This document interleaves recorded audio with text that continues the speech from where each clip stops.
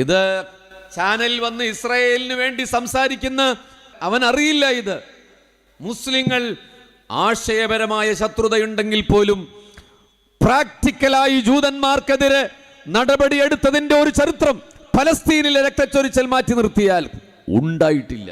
ആരാണ് ജൂതന്മാരെ കൊന്നുകൊല വിളിച്ചത്? ഇതൊരു പബ്ലിക് വേദിയാണെങ്കിലും ഞാനത് പറയാൻ ശ്രമിക്കുകയാണ്. കാരണം നമ്മുടെ ആൾക്കാർക്ക് പോലും തെറ്റിദ്ധാരണയുണ്ട്. ഞാൻ ഉറച്ചു പറയുന്നു ഉത്തരവാദിത്ത ബോധത്തോടെ, കുരിശുയുദ്ധ കാലഘട്ടത്തിൽ 10,000-കണക്കരായ ജൂതന്മാരെ കൊന്നുകൊല വിളിച്ചത് ക്രൈസ്തവ യൂറോപ്പാണ്. ഹമാസ് ഏകപക്ഷീയമായി ആക്രമിച്ചു.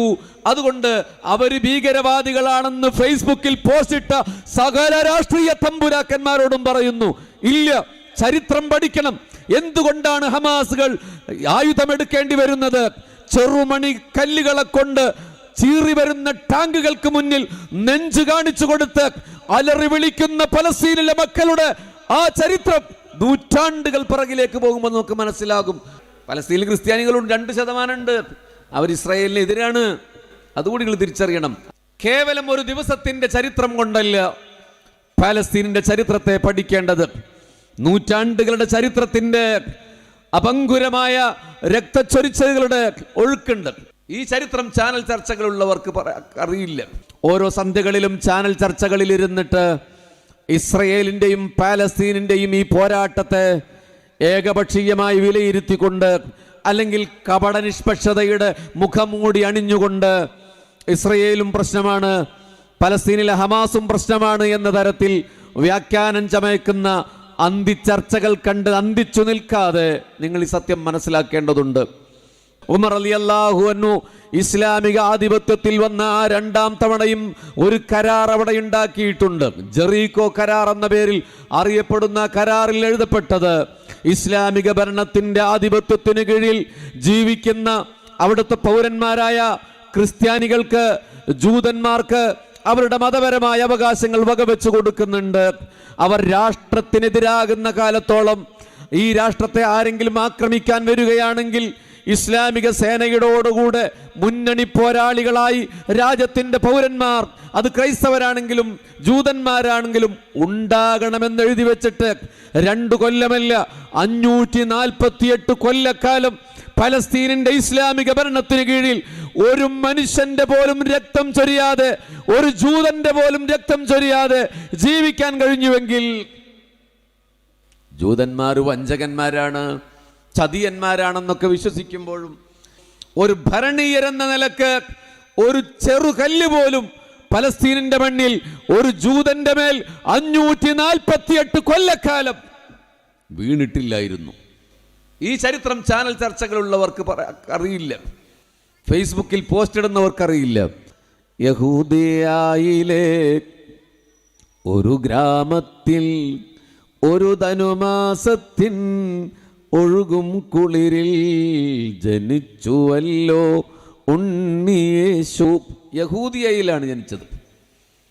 എന്നിട്ട് പോലും വംശീയമായ ഒരു ബന്ധമുണ്ടായിട്ട് പോലും ജൂതന്മാരോട് ക്രൈസ്തവർ ആ കാലഘട്ടത്തിൽ ശത്രുത പുലർത്തി. ഗസ്റ്റനോമ തോട്ടത്തിൽ അന്ത്യത്താഴം കഴിക്കാൻ വേണ്ടി വന്ന ജീസസ് ക്രൈസ്റ്റിന് ഒറ്റിക്കൊടുത്ത ജൂദാസ് ജൂതനായിരുന്നു എന്ന് മാത്രമല്ല, റോമക്കാർ മുഴുവൻ, റോമൻ രാജാവ് ക്രൈസ്തവ മതം വിശ്വസിച്ചതിന്റെ പേരിൽ റോമക്കാർ മുഴുവൻ ക്രിസ്ത്യാനിറ്റിയിലേക്ക് പോയ ഒരു സംഭവം ഉണ്ടായി. റോമൻ പടയാളികളാണ് വളഞ്ഞു വെച്ചത് ജീസസ് ക്രൈസ്റ്റിന്. അപ്പോൾ മതപരമായി ക്രിസ്ത്യാനികളും ജൂതന്മാരും വലിയ പ്രശ്നത്തിലാണ്. ഇത് മാത്യു സാമുവേലിന് അറിയില്ല. ഇത് ചാനൽ വന്ന് ഇസ്രായേലിന് വേണ്ടി സംസാരിക്കുന്ന ഒരുത്തനുണ്ടല്ലോ, എന്താണ് അവൻ്റെ പേര്, കരിമ്പുകാല, അവൻ അറിയില്ല. ഇത് മുസ്ലിങ്ങൾ ആശയപരമായ ശത്രുതയുണ്ടെങ്കിൽ പോലും പ്രാക്ടിക്കലായി ജൂതന്മാർക്കെതിരെ നടപടിയെടുത്തതിന്റെ ഒരു ചരിത്രം പലസ്തീനിലെ രക്തച്ചൊരിച്ചൽ മാറ്റി നിർത്തിയാൽ ഉണ്ടായിട്ടില്ല. നമ്മളിവിടെ കൂടിയിരിക്കുന്ന ഈ വേളയിൽ പശ്ചിമേഷ്യയിൽ നിലനിൽപ്പിനായുള്ള പോരാട്ടത്തിലാണ് നമ്മുടെ പ്രിയപ്പെട്ട സഹോദരങ്ങൾ. ശത്രു സർപ്പങ്ങളുടെ പത്തി തകർത്ത് ഹിത്തീനിൻ്റെ മണ്ണിൽ കത്തിജ്വലിച്ച സുൽത്താൻ സലാഹുദ്ദീൻ അയ്യൂബി അവരുടെ നേതൃത്വത്തിൽ ഉജ്ജ്വലമായ തിരിച്ചു വരവ് നടത്തിയ പലസ്തീൻ. പരിശുദ്ധ ഉമർ ഇബ്നുൽ ഖത്താബ് റളിയല്ലാഹു അൻഹു ബൈസന്റലിയൻ ചക്രവർത്തിയെ പരാജയപ്പെടുത്തി ഇസ്ലാമിക ആധിപത്യത്തിന് കീഴിൽ രണ്ടാമതൊരിക്കൽ കൂടി പലസ്തീൻ വന്ന സന്ദർഭത്തിൽ ജെറൂസലേമിൽ ഖലീഫ നേരിട്ട് വന്ന അധികാരം ഏറ്റെടുക്കണമെന്ന ക്രൈസ്തവ പുരോഹിതന്മാരുടെ അഭ്യർത്ഥന മാനിച്ചുകൊണ്ട് ഉമർ റളിയല്ലാഹു അൻഹു ജസീറത്തുൽ അറബിൻ്റെ തലസ്ഥാന നഗരമായ മദീനയിൽ നിന്ന് ഒരൊട്ടകപ്പുറത്ത് ഒരു ഭൃത്യനുമായി പലസ്തീനിലെ ജെറൂസലമിലേക്കൊരു യാത്ര പോകുന്നുണ്ട്. ആ യാത്രയിൽ ഉമർ റളിയല്ലാഹു അൻഹു തൻ്റെ കൂടെ യാത്ര ചെയ്തവരോട് പറഞ്ഞു, ഊഴം വെച്ച് വേണം നമുക്കങ്ങോട്ട് പോകാൻ. ചിലപ്പോൾ ഞാൻ ഒട്ടകപ്പുറത്തിരിക്കും, നിങ്ങൾ താഴെ നടക്കണം. ദൈർഘ്യമേറിയ യാത്രയിൽ ഒട്ടകത്തിന് ക്ഷീണമില്ലാതിരിക്കാൻ അവരുടെ യാത്രാ സാമഗ്രികൾ വഹിക്കുന്ന വലിയ ഭാരത്തോടെയുള്ള സഞ്ചാരത്തിൽ ഒട്ടകത്തിനൊരു അനായാസത ലഭിക്കാൻ അങ്ങനെ ഉമർ റളിയല്ലാഹു അൻഹു ചിലപ്പോൾ ഇറങ്ങി നടക്കും, ചിലപ്പോൾ ഭൃത്യൻ സഹായി ഒട്ടകപ്പുറത്തിരിക്കും. അങ്ങനെ ഊഴം മാറി മാറി പലസ്തീനിലെ ജെറൂസലമിൽ എത്തിച്ചേരുമ്പോൾ ഉമർ റളിയല്ലാഹു അൻഹു ആണ് താഴെ നടക്കുന്നത്. കൂടെയുള്ളയാൾ പറഞ്ഞു, അമീറുൽ മുഅ്മിനീൻ, നിങ്ങളെ സ്വീകരിക്കാൻ വേണ്ടി പാത്രിയാർക്കീസുകൾ കാത്തു നിൽക്കുകയാണ്. ക്രൈസ്തവ പൗരോഹിത്യം നിങ്ങളെ കാത്തു നിൽക്കുമ്പോൾ നിങ്ങൾ എങ്ങനെയാണ് താഴെ നടക്കുക? നീതിയുടെ നിദർശനമായ ഉമർ റളിയല്ലാഹു അൻഹു പറഞ്ഞു, നിങ്ങളുടെ ഊഴമാണ് ഒട്ടകപ്പുറത്തിരിക്കുക എന്നുള്ളത്. നിങ്ങളൊന്ന് ഇമാജിൻ ചെയ്തു നോക്ക്. വലിയ ഭരണാധികാരികൾ പണ്ഡിത ശ്രേഷ്ഠർ കാത്തു നിൽക്കുന്ന സന്ദർഭത്തിലേക്ക് ഒട്ടകത്തിൻ്റെ മൂക്ക് കയറി പിടിച്ച് 30-ലേറെ തുന്നലുകളുള്ള ഒരു കമീസും അണിഞ്ഞ് 12,000 ചതുരശ്ര മൈൽ പരന്നു കിടക്കുന്ന വിശാലമായ ജസീറത്തുൽ അറബ് എന്ന ഇസ്ലാമിക രാഷ്ട്രത്തിൻ്റെ കിരീടം വെക്കാത്ത രാജാവ് സയ്യിദുനാ ഉമർ ഇബ്നുൽ ഖത്താബ് റളിയല്ലാഹു അൻഹു കടന്നു വരികയാണ്. ഇന്നും നിലനിൽക്കുന്ന ജെറൂസലേം പള്ളി 6 മാസങ്ങൾക്ക് മുമ്പ് ഈ ഉള്ളവൻ അവിടെ പോയി സന്ദർശനം നടത്തുകയുണ്ടായി. ഇന്ന് ഈ പരിപാടിയിൽ പങ്കെടുക്കാത്ത വിധം 4 ദിവസങ്ങൾക്ക് മുമ്പ് പോകേണ്ടതായിരുന്നു. യുദ്ധം പൊട്ടിപ്പുറപ്പെട്ടത് കൊണ്ട് പോകാൻ പറ്റിയില്ല. ആ ജെറൂസലേം പള്ളിയിൽ ചെല്ലുമ്പോൾ ഈ ഓർമ്മകൾ നിങ്ങളുടെ മനസ്സിൽ വരും. നിസ്കാരത്തിൻ്റെ സമയമായപ്പോൾ ഉമർ റളിയല്ലാഹു അൻഹു ഒന്ന് ചുറ്റും നോക്കി എവിടെയാണോന്ന് നിസ്കരിക്കുക. മസ്ജിദുൽ അഖ്സയിൽ നിന്ന് കുറച്ച് ദൂരെയാണ് ഈ ചേർച്ച് നിലകൊള്ളുന്നത്, ജെറൂസലേം. ഉമർ റളിയല്ലാഹു അൻഹുവിനോട് പാത്രിയാർക്കീസുകൾ പറയുന്നുണ്ട്, ഈ പള്ളിയുടെ ചെരുവിൽ നിസ്കരിച്ചോളൂ. മുസ്ലിമിനെ സംബന്ധിച്ചിടത്തോളം ഭൂമിയിൽ എവിടെയും നിസ്കരിക്കുന്നതിന് മതപരമായ വിരോധമില്ല, അശുദ്ധമായ സ്ഥലമാകരുത് എന്ന് മാത്രം. ഉമർ റളിയല്ലാഹു അൻഹു ആ അഭ്യർത്ഥന സ്നേഹപൂർവ്വം നിരസിച്ചുകൊണ്ട് പറഞ്ഞൊരു വാക്കുണ്ട്, ഞാനിവിടെ നിസ്കരിച്ചാൽ എനിക്ക് കുഴപ്പമുണ്ടായിട്ടല്ല, പക്ഷെ കാലം കുറെ കടന്നുപോയിട്ട് മുസ്ലിങ്ങൾ ഒരുപക്ഷെ അവകാശവാദം ഉന്നയിക്കാൻ ശ്രമിച്ചാൽ ഇത് ഞങ്ങളുടെ ഖലീഫ നിസ്കരിച്ച സ്ഥലമാണ്, അതുകൊണ്ട് ഈ സ്ഥലം ഞങ്ങൾക്ക് അവകാശപ്പെട്ടതാണ് എന്ന് പറഞ്ഞാൽ അത് അനീതിയാകുമെന്നതുകൊണ്ട് ഞാൻ ഇവിടെ നിസ്കരിക്കുന്നില്ലെന്ന് പറഞ്ഞ് ജെറൂസലേമിലെ ചർച്ചിൽ നിന്റെ പുറത്തുപോയി നിസ്കരിച്ച സയ്യിദുനാ ഉമർ ഇബ്നുൽ ഖത്താബ് റളിയല്ലാഹു അൻഹുവിൻ്റെ ചരിത്രം ഓരോ സന്ധ്യകളിലും ചാനൽ ചർച്ചകളിൽ ഇരുന്നിട്ട് ഇസ്രയേലിൻ്റെയും പാലസ്തീനിൻ്റെയും ഈ പോരാട്ടത്തെ ഏകപക്ഷീയമായി വിലയിരുത്തിക്കൊണ്ട് അല്ലെങ്കിൽ കപടനിഷ്പക്ഷതയുടെ മുഖംമൂടി അണിഞ്ഞുകൊണ്ട് ഇസ്രയേലും പ്രശ്നമാണ്, പലസ്തീനിലെ ഹമാസും പ്രശ്നമാണ് എന്ന തരത്തിൽ വ്യാഖ്യാനം ചമയ്ക്കുന്ന അന്തിച്ചർച്ചകൾ കണ്ട് അന്തിച്ചു നിൽക്കാതെ നിങ്ങൾ ഈ സത്യം മനസ്സിലാക്കേണ്ടതുണ്ട്. പാലസ്തീൻ ഓട്ടോമൻ ഭരണകാലത്ത് ഇസ്ലാമിൻ്റെ കീഴിലാണ്, ഫാത്തിമി ഭരണകാലത്ത് ഇസ്ലാമിൻ്റെ കീഴിലാണ്, ഉസ്മാനിയ ഭരണകാലത്ത് ഇസ്ലാമിൻ്റെ കീഴിലാണ്, അമവിയ കാലഘട്ടത്തിൽ ഇസ്ലാമിൻ്റെ കീഴിലാണ്. ആ കാലഘട്ടത്തിൽ അവിടെ ക്രിസ്ത്യാനികൾ ജീവിച്ചിരുന്നിട്ടുണ്ട്, അവിടെ ജൂതന്മാർ ജീവിച്ചിരുന്നിട്ടുണ്ട്. ഉമർ റളിയല്ലാഹു അൻഹു ഇസ്ലാമിക ആധിപത്യത്തിൽ വന്ന ആ 2ാം തവണയും ഒരു കരാർ അവിടെ ഉണ്ടാക്കിയിട്ടുണ്ട്. ജെറീക്കോ കരാർ എന്ന പേരിൽ അറിയപ്പെടുന്ന കരാറിൽ എഴുതപ്പെട്ടത് ഇസ്ലാമിക ഭരണത്തിൻ്റെ ആധിപത്യത്തിന് കീഴിൽ ജീവിക്കുന്ന അവിടുത്തെ പൗരന്മാരായ ക്രിസ്ത്യാനികൾക്ക്, ജൂതന്മാർക്ക് അവരുടെ മതപരമായ അവകാശങ്ങൾ വകവെച്ചു കൊടുക്കുന്നുണ്ട്. അവർ രാഷ്ട്രത്തിനെതിരാകുന്ന കാലത്തോളം, ഈ രാഷ്ട്രത്തെ ആരെങ്കിലും ആക്രമിക്കാൻ വരികയാണെങ്കിൽ ഇസ്ലാമിക സേനയോടുകൂടെ മുന്നണി പോരാളികളായി രാജ്യത്തിന്റെ പൗരന്മാർ, അത് ക്രൈസ്തവരാണെങ്കിലും ജൂതന്മാരാണെങ്കിലും ഉണ്ടാകണമെന്ന് എഴുതി വെച്ചിട്ട് 2 കൊല്ലമല്ല 548 കൊല്ലക്കാലം പലസ്തീനിന്റെ ഇസ്ലാമിക ഭരണത്തിന് കീഴിൽ ഒരു മനുഷ്യന്റെ പോലും രക്തം ചൊരിയാതെ, ഒരു ജൂതന്റെ പോലും രക്തം ചൊരിയാതെ ജീവിക്കാൻ കഴിഞ്ഞുവെങ്കിൽ ജൂതന്മാർ വഞ്ചകന്മാരാണ്, ചതിയന്മാരാണെന്നൊക്കെ വിശ്വസിക്കുമ്പോഴും യഹൂദികളെയും നസാറാക്കളെയും നിങ്ങൾ പച്ചവെള്ളത്തിൽ വിശ്വസിക്കരുതെന്ന ഖുർആനിന്റെ ആഹ്വാനം ഉണ്ടാകുമ്പോൾ പോലും ഒരു ഭരണീയരെന്ന നിലക്ക് ഒരു ചെറുകല്ല് പോലും പലസ്തീനിന്റെ മണ്ണിൽ ഒരു ജൂതന്റെ മേൽ 548 കൊല്ലക്കാലം വീണിട്ടില്ലായിരുന്നു. ഈ ചരിത്രം ചാനൽ ചർച്ചകളുള്ളവർക്ക് അറിയില്ല, ഫേസ്ബുക്കിൽ പോസ്റ്റ് ഇടുന്നവർക്ക് അറിയില്ല. അവരിപ്പോ പറയുന്ന ഹമാസ് അല്ലേ ഇപ്പൊ ആരംഭിച്ചത് എന്ന രൂപത്തിലാണ്. ഹമാസ് അല്ലേ ഇപ്പൊ ആരംഭിച്ചത്. കേവലം ഒരു ദിവസത്തിന്റെ ചരിത്രം കൊണ്ടല്ല പാലസ്തീനിന്റെ ചരിത്രത്തെ പഠിക്കേണ്ടത്. നൂറ്റാണ്ടുകളുടെ ചരിത്രത്തിന്റെ അപങ്കുരമായ രക്തച്ചൊരിച്ചലുകളുടെ ഒഴുക്കുണ്ട്. ആരാണ് ജൂതന്മാരെ കൊന്നുകൊല വിളിച്ചത്? ഇതൊരു പബ്ലിക് വേദിയാണെങ്കിലും ഞാനത് പറയാൻ ശ്രമിക്കുകയാണ്, കാരണം നമ്മുടെ ആൾക്കാർക്ക് പോലും തെറ്റിദ്ധാരണയുണ്ട്. ഞാൻ ഉറച്ചു പറയുന്നു ഉത്തരവാദിത്ത ബോധത്തോടെ, കുരിശുയുദ്ധ കാലഘട്ടത്തിൽ 10,000-കണക്കരായ ജൂതന്മാരെ കൊന്നുകൊല വിളിച്ചത് ക്രൈസ്തവ യൂറോപ്പാണ്. 1-ാം മഹാലോക യുദ്ധകാലത്ത് ഒരുപാട് ജൂതന്മാർ കൊല ചെയ്യപ്പെട്ടിട്ടില്ലേ? ഹിറ്റ്ലർ ലക്ഷക്കണക്കിന് വരുന്ന ജൂതന്മാരെയാണ് ഗ്യാസ് ചാമ്പറിലിട്ട് എലികളെ പോലെ ചുട്ടുകൊന്നത് ഹിറ്റ്ലറാണ്. അയാൾ പ്രസംഗിച്ച ഒരു വാചകമുണ്ട്, ഞാൻ എന്തുകൊണ്ട് ജൂതന്മാരെ കൂട്ടക്കശാപ്പിന് വകവരുത്തിയെന്ന് ചരിത്രം എന്നോട് ഒരു പക്ഷേ ചോദിക്കും. ആ ചരിത്രത്തിന്റെ മറുപടി ഞാൻ എൻ്റെ വാക്കുകളിലൂടെയല്ല പറയുന്നത്, ഞാൻ അല്പം ജൂതന്മാരെ ബാക്കി വെക്കുന്നുണ്ട്. ആ ബാക്കി വെക്കുന്ന ജൂതന്മാർ ചരിത്രത്തിൽ നിങ്ങളോട് നേരിട്ട് പറയും എന്തുകൊണ്ടാണ് ജൂതന്മാരെ ഹിറ്റ്ലർ കൂട്ടക്കശാപ്പ് നടത്തിയതെന്ന്. ലോകം കണ്ട ഏറ്റവും ക്രൂരനായ ഹിറ്റ്ലർ പറഞ്ഞ വാക്ക് പിന്നീട് പുലർന്നു. അധിവസിക്കുന്ന പ്രദേശങ്ങളിൽ മുഴുവൻ പ്രശ്നങ്ങൾ ഉണ്ടാക്കിയത്, ചതി പ്രയോഗിച്ചത് ജൂതന്മാരായിരുന്നു. ജൂതന്മാരുടെ സുവർണകാലം ഏതാണ്? ദ ഗോൾഡൻ ഇറ ഓഫ് ജൂസ് ഇൻ യൂറോപ്പ് എന്ന് പറയുന്ന എന്ന് നിങ്ങൾ ഗൂഗിൾ ചെയ്തു നോക്ക്. ഇപ്പൊ ഇരുന്നിട്ട് നെറ്റ് ഉണ്ടെങ്കിൽ നിങ്ങൾ ഗൂഗിൾ ചെയ്തു നോക്ക്.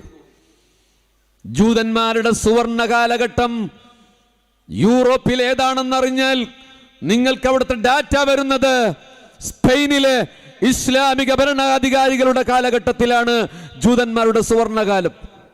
അവരാക്രമിക്കപ്പെട്ടില്ല. 1-ാം ലോകമഹായുദ്ധം ഉണ്ടായപ്പോൾ അതിൻ്റെ മുമ്പ് ജൂതന്മാർ അരക്ഷിതാവസ്ഥയിലായി. പല ഭാഗത്തായി ചിതറിക്കിടക്കുന്ന ആളുകൾ അവരുടെ തന്നെ മതപരമായ ഒരു വിശ്വാസപ്രകാരം അവരുടെ ആത്മഭൂമിയാണ് ജെറൂസലം.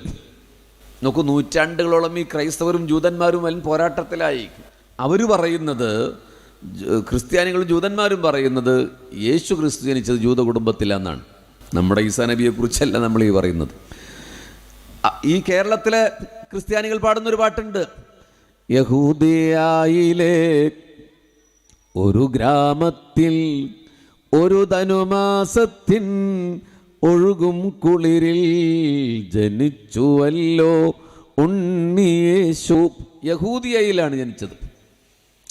എന്നിട്ട് പോലും വംശീയമായ ഒരു ബന്ധമുണ്ടായിട്ട് പോലും ജൂതന്മാരോട് ക്രൈസ്തവർ ആ കാലഘട്ടത്തിൽ ശത്രുത പുലർത്തി. ഗസ്റ്റനോമ തോട്ടത്തിൽ അന്ത്യത്താഴം കഴിക്കാൻ വേണ്ടി വന്ന ജീസസ് ക്രൈസ്റ്റിന് ഒറ്റിക്കൊടുത്ത ജൂദാസ് ജൂതനായിരുന്നു എന്ന് മാത്രമല്ല, റോമക്കാർ മുഴുവൻ, റോമൻ രാജാവ് ക്രൈസ്തവ മതം വിശ്വസിച്ചതിൻ്റെ പേരിൽ റോമക്കാർ മുഴുവൻ ക്രിസ്ത്യാനിറ്റിയിലേക്ക് പോയ ഒരു സംഭവം ഉണ്ടായി. റോമൻ പടയാളികളാണ് വളഞ്ഞു വെച്ചത് ജീസസ് ക്രൈസ്റ്റിന്. അപ്പോൾ മതപരമായി ക്രിസ്ത്യാനികളും ജൂതന്മാരും വലിയ പ്രശ്നത്തിലാണ്. ഇത് മാത്യു സാമുവേലിന് അറിയില്ല. ഇത് ചാനലിൽ വന്ന് ഇസ്രായേലിന് വേണ്ടി സംസാരിക്കുന്ന ഒരുത്തനുണ്ടല്ലോ, എന്താണ് അവൻ്റെ പേര്, കരിമ്പുകാല, അവൻ അറിയില്ല ഇത്. മുസ്ലിങ്ങൾ ആശയപരമായ ശത്രുതയുണ്ടെങ്കിൽ പോലും പ്രാക്ടിക്കലായി ജൂതന്മാർക്കെതിരെ നടപടിയെടുത്തതിൻ്റെ ഒരു ചരിത്രം പലസ്തീനിലെ രക്തച്ചൊരിച്ചൽ മാറ്റി നിർത്തിയാൽ ഉണ്ടായിട്ടില്ല. അപ്പോൾ ഇവരിങ്ങനെ അവിടെയും ഇവിടെയും ഒക്കെ കിടക്കുന്ന സന്ദർഭത്തിൽ അവർ ജെറൂസലേമിലേക്ക് അവർ കടന്നു വരാൻ തുടങ്ങി. അത് ക്രിസ്ത്യാനികളും മുസ്ലിങ്ങളും ജൂതന്മാരും അവരുടെ ആത്മകേന്ദ്രമായി കരുതുന്ന നാടാണ് ജെറൂസലേം, പലസ്തീൻ. ചരിത്രം നീണ്ടതാണ്. 948 UN ഒരു കരാറുണ്ടാക്കി. പലസ്തീനിലെ മുസ്ലിങ്ങൾക്ക് കുറച്ച് പ്രദേശം, ജൂതന്മാർക്ക് ഇസ്രയേൽ എന്ന് പറയുന്ന വേറൊരു രാഷ്ട്രം. ചരിത്രത്തിലെ ഏറ്റവും കിരാതമായ നടപടിയായിരുന്നു അത്. എന്താണ് സംഭവിച്ചത്? ഇറങ്ങിക്കിടക്കാൻ ഇത്തിരി ഇടം കൊടുത്ത പാലസ്തീനിന്റെ ഭൂമികയിലേക്ക് ഇടിച്ചു കയറി ചതി പ്രയോഗിച്ച ജൂതന്മാർ. പലസ്തീൻ എന്നൊരു രാഷ്ട്രം ഇന്ന് നിങ്ങൾ ഭൂപടത്തിൽ മാത്രമേ കാണുകയുള്ളൂ, അല്ലേ? ഞാനവിടെ പോയത് വെസ്റ്റ് ബാങ്ക്, ഗാസ, ജെറൂസലേം, ഇങ്ങനെ 3 ഭാഗങ്ങളായി ചില ഇടങ്ങളാണ്. നമ്മളിവിടുന്ന് വടക്കേക്കാട് പോയി ആ മുഖമൂടി മുക്കിലെത്തുന്നതിൻ്റെ മുമ്പ് അപ്പം ഇസ്രായേൽ തുടങ്ങും. അവിടെ നിന്ന് നിങ്ങൾ തൊഴിയൂർക്ക് പോകുന്നതിൻ്റെ മുമ്പ് പലസ്തീൻ തുടങ്ങും. അങ്ങനെ ഖണ്ഡമായി മാറി. ഗാസ മുനമ്പിലാണ് ഇപ്പോൾ ഈ പ്രശ്നം നടക്കുന്നത്. പിന്നെ ഒന്നുകൂടി, നിങ്ങൾ ഫേസ്ബുക്കിലൊക്കെ പോസ്റ്റ് ഇടുമ്പോൾ ആ ഗോൾഡൻ മിനാരത്തിൻ്റെ ഫോട്ടോ ആണ് കൊടുക്കുന്നത്, ഖുദ്ബത്തു സഹ്റയുടെ ഫോട്ടോയാണ് കൊടുക്കുന്നത്. അത് നബി സല്ലല്ലാഹു അലൈഹി വസല്ലം മിഅ്റാജിന് വേണ്ടി പോകുമ്പോൾ അന്ന് കുബ്ബയില്ല, അവിടെ കയറി നിന്ന ആ പാറക്കല്ല് അതിൻ്റെ ഉള്ളിലാട്ട്. ശരിക്ക് പറഞ്ഞാൽ അതല്ല മസ്ജിദുൽ അഖ്സ. ഇന്ന് ജുമുഅ നിസ്കാരം നടക്കുന്ന മസ്ജിദുൽ അഖ്സ എന്ന് പറയുന്ന ബ്ലാക്ക് മിനാരമുള്ളതും മാത്രമല്ല മസ്ജിദുൽ അഖ്സ. അത് നിങ്ങൾ തിരിച്ചറിയണം. അതാണ് മസ്ജിദുൽ അഖ്സ എന്ന പേരിൽ അറിയപ്പെടുന്നതെങ്കിൽ അത് മാത്രമല്ല. ഈ ഖുബ്ബത്തു സഹ്റയും ഇന്ന് ജുമുഅ നമസ്കാരം നടക്കുന്ന പലസ്തീനിലെ മസ്ജിദുൽ അഖ്സ എന്ന് പറയുന്ന പള്ളിയും മാത്രമല്ല, 300 ഏക്കറോളം പരന്നു കിടക്കുന്ന അതിർത്തിക്കുള്ളിൽ ഉള്ളത് മുഴുവൻ മസ്ജിദുൽ അഖ്സ ആയിട്ടാണ് പരിഗണിക്കപ്പെടുന്നത്. നിങ്ങൾ പലസ്തീൻ്റെ വെബ്സൈറ്റ് എടുത്ത് പരിശോധിച്ചാൽ അത് കാണും. എന്തുകൊണ്ടാണ് നമ്മൾ അങ്ങനെ തന്നെ പ്രചരിപ്പിക്കണമെന്ന് പറയാൻ കാരണം, റോമക്കാരുടെ കാലം മുതൽ ഈ ഖുബ്ബത്തു സഹ്റ തകർക്കാനുള്ള ശ്രമം നടത്തിയിട്ടുണ്ട്. ജൂതന്മാരുടെ പ്രധാന ലക്ഷ്യം, നിങ്ങൾ തെറ്റിദ്ധരിക്കേണ്ട, ഇന്ന് ജുമുഅ നിസ്കരിക്കുന്ന ബ്ലാക്ക് മിനാരമുള്ള പള്ളിയല്ല, ഈ ഖുബ്ബത്തു സഹ്റയാണ്. അത് നമ്മൾ പറയാൻ തുടങ്ങി. ഇപ്പോൾ കുറച്ച് ഞാനും ഫേസ്ബുക്കിൽ പോസ്റ്റ് ഇട്ട് ഞാനത് പിൻവലിച്ചു. അത് മസ്ജിദുൽ അഖ്സ അല്ല, ഇതാണ് മസ്ജിദുൽ അഖ്സ. ഇത് അപകടം ഉണ്ടാക്കും. അവർ സമീപ ഭാവിയിൽ മുത്തുനബിയുടെ പദപങ്കജം പതിഞ്ഞ് ഖുബ്ബത്തു സഹ്റ എന്ന് ആ മിനാരം തകർത്താൽ നിങ്ങളും ഞാനും പറയും, ഓ മസ്ജിദുൽ അഖ്സക്ക് കുഴപ്പമൊന്നും പറ്റിയിട്ടില്ല, ആ മിനാരാണ് തകർത്തത്. എന്നാൽ ഓർക്കുക, ജൂതന്മാരുടെ മനസ്സിലിരിപ്പ് ജുമുഅ നിസ്കരിക്കുന്ന പള്ളിയല്ല, ഈ കുബ്ബ തകർക്കാനാണ്. അതുകൊണ്ട് 300 ഏക്കറുള്ള മുഴുവൻ സ്ഥലവും മസ്ജിദുൽ അഖ്സയായി ഇനി പ്രചരിപ്പിക്കുമ്പോൾ, പ്രസംഗം കേൾക്കുമ്പോൾ നിങ്ങൾ മനസ്സിലാക്കണം, അതുമാത്രമല്ല ഇതും മാത്രമല്ല, 300 ഏക്കറും മൊത്തം മസ്ജിദുൽ അഖ്സയാണ്. അതിലെ ഒരു തരി വിട്ടു തരില്ലെന്ന് പറഞ്ഞിട്ടാണ് കഴിഞ്ഞ ചരിത്രത്തിൽ ഇൻതിഫാദയുടെ മക്കൾ, ഹമാസിന്റെ മക്കൾ, പലസ്തീനിന്റെ മക്കൾ, പലസ്തീനിൽ ക്രിസ്ത്യാനികളും 2% ഉണ്ട്, അവർ ഇസ്രായേലിന് എതിരാണ്. അതുകൂടി നിങ്ങൾ തിരിച്ചറിയണം. അല്ലാതെ ഹമാസ് ഏകപക്ഷീയമായി ആക്രമിച്ചു, അതുകൊണ്ട് അവർ ഭീകരവാദികളാണെന്ന് ഫേസ്ബുക്കിൽ പോസ്റ്റിട്ട സകല രാഷ്ട്രീയ തമ്പുരാക്കന്മാരോടും പറയുന്നു, ഇല്ല, ചരിത്രം പഠിക്കണം. എന്തുകൊണ്ടാണ് ഹമാസുകൾ ആയുധമെടുക്കേണ്ടി വരുന്നത്? ചെറുമണി കല്ലുകളെ കൊണ്ട് ചീറി വരുന്ന ടാങ്കുകൾക്ക് മുന്നിൽ നെഞ്ചു കാണിച്ചു കൊടുത്ത് അലറി വിളിക്കുന്ന പലസ്തീനിലെ മക്കളുടെ ആ ചരിത്രം നൂറ്റാണ്ടുകൾ പിറകിലേക്ക് പോകുമ്പോൾ നമുക്ക് മനസ്സിലാകും. അള്ളാഹു രക്ഷ കൊടുക്കട്ടെ, അള്ളാഹു സമാധാനം കൊടുക്കട്ടെ. അസ്സലാമു അലൈക്കും വറഹ്മത്തുള്ളാഹി വബറകാതുഹു.